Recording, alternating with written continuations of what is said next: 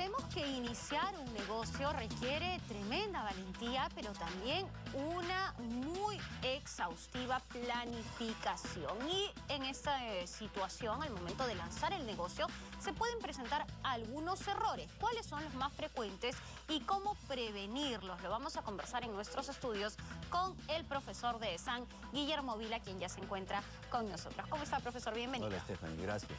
¿Cuáles son esos errores que puede cometer alguien que está lanzando su negocio? Que es prácticamente un bebé, el que uno planifica, intenta ponerle todo el punche y la energía. Sin embargo, podemos cometer algunos errores, tener algunos obstáculos. Ok, hay varios errores de inicio. Déjame, sin embargo, dar un preámbulo muy cortito, académico, que sin embargo tiene un efecto práctico. Hay un premio Nobel de Economía que no fue economista, sino psicólogo, Daniel Kahneman, que decía hay que pensar rápido y hay que pensar despacio. Porque muchas veces, dice Kahneman, nos dejamos llevar mucho por las creencias, ¿no? y por el expertise que creemos tener para poder generar un negocio. Sin embargo, en la práctica, la racionalidad que normalmente los economistas tenemos cuando tomamos decisiones en este premio Nobel, Kahneman nos hace ver que no necesariamente es así. Y eso hace que empecemos cometiendo algunos errores de inicio. Uno de los errores, por ejemplo, es el fijar objetivos demasiado irrealistas. Normalmente cuando uno emprende un negocio, un proyecto, piensa de manera positiva y eso está bien. Pero no solamente hay que pensar de manera positiva, sino de manera realista. Es decir, la estimación de la demanda inicial para el proyecto que queremos emprender resulta siendo fundamental. Además, tenemos que pensar cómo va a ser nuestro negocio. Hay varias formas de hacer el negocio. Puede ser una empresa individual de responsabilidad limitada, puede ser una pyme, una sociedad económica cerrada.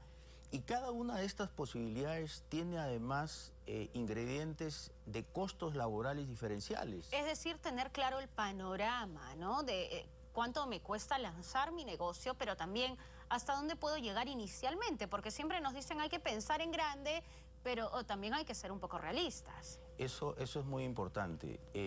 Todos los negocios tienen riesgo, o cualquier decisión en general tiene riesgo.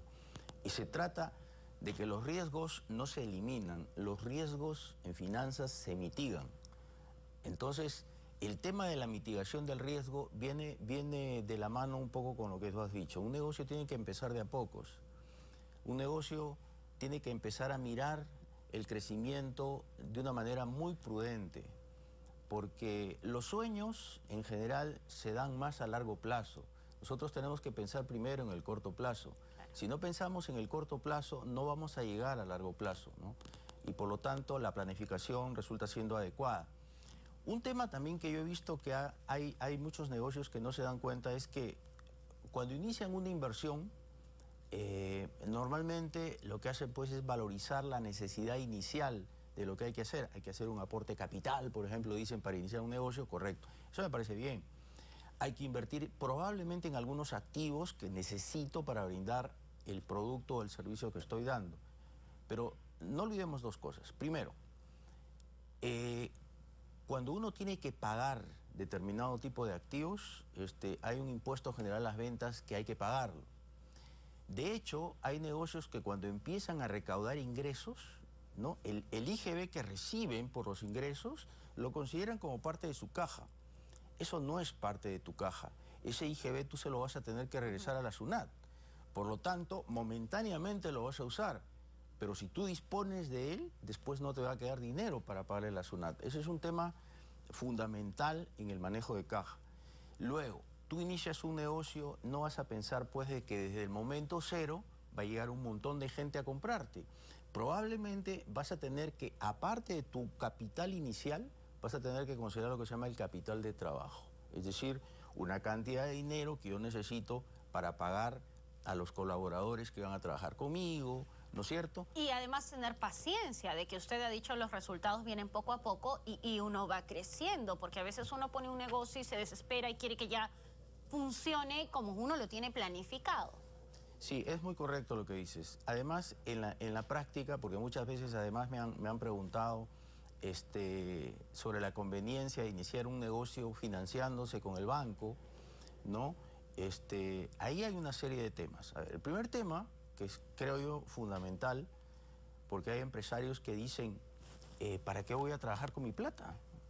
Yo trabajo con plata del banco, porque además dicen, los intereses que el banco me cobra yo se lo traslado al cliente en el precio.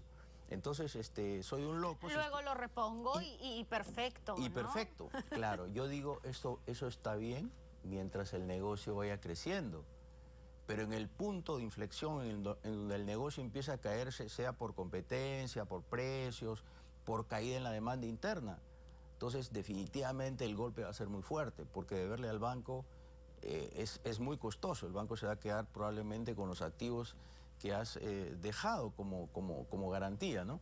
Por eso es que no es malo trabajar con el banco, pero inicialmente uno debería tratar de trabajar con capital propio, porque de esa manera el riesgo puede disminuir, ¿no? Y uno debe tener un plan y estar preparado para ese momento en el cual la curva de crecimiento de pronto empieza a bajar y el empresario dice, ¿y ahora cómo hago para salir de esta pequeña situación de crisis? Sí, eso que has mencionado es lo que llamamos el plan de contingencia. Una empresa o un negocio que se inicia, mira, sea chiquito, sea grande, esto funciona para cualquier tipo de organización. Tiene que tener un plan de contingencia. La pregunta de ¿qué pasaría si? ¿Qué pasaría si el gobierno me sube un punto al impuesto selectivo al consumo y mi producto está con el impuesto selectivo al consumo? ¿Qué pasaría si el precio del producto que yo vendo tengo que hacerle un descuento especial de X%? ¿Cuál es el impacto finalmente en el resultado del negocio? O en el caso de negocios muy pequeños que ponen de repente, uno pone en un barrio, ¿qué pasaría si me sale una competencia a una cuadra dentro de un año? No lo sé. Y eso que tú dices es muy cierto. Se puede ver gráficamente que hay muchas pequeñas empresas que se agrupan muchas veces y en una misma cuadra encuentras casi los mismos negocios. Entonces, ahí viene el tema. ¿Qué cosa de manera diferente ofrezco yo al consumidor? Cuando se hacen, mira, proyectos, yo te digo, pequeños, medianos, grandes, eso no interesa. Hay esa predisposición a pensar de que el proyecto tiene que salir positivo. Y ese exceso de optimismo no es bueno. Si tú ves que hay competidores que están colocándose al lado tuyo, pues tú tienes que preguntarte cómo tengo que darle la vuelta a mi negocio para tratar de atraer clientes. ¿Qué cosa diferente puedo ofrecer?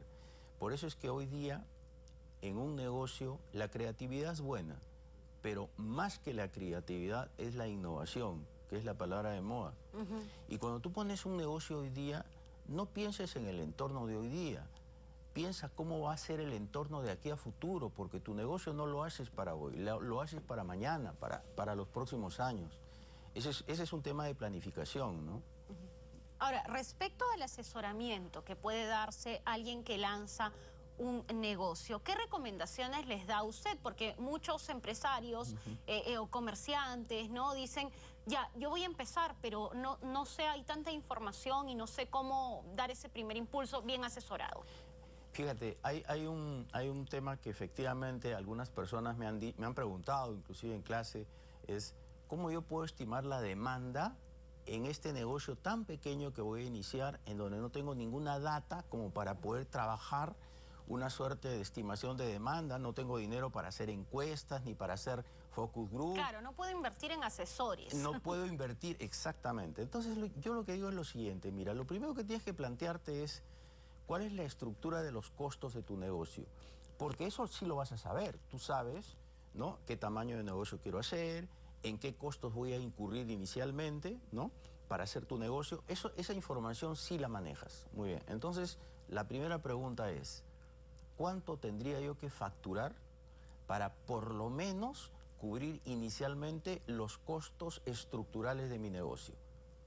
Y luego que te contestas la pregunta, la segunda pregunta es, ¿puedo facturar ese monto y puedo mantenerme por lo menos los primeros meses cubriendo mis costos, ¿no? Entonces, porque efectivamente los negocios pequeños no tienes forma de hacer una estimación académica de la demanda. Tienes que basarte un poco en la data interna que tú tienes. Bien, profesor, muchísimas gracias por estar con nosotros y por darnos estas recomendaciones hoy en día que es tan importante el trabajo de la pyme y de la microempresa, ¿no? Muchas gracias por estar con nosotros. Bien, este fue nuestro bloque.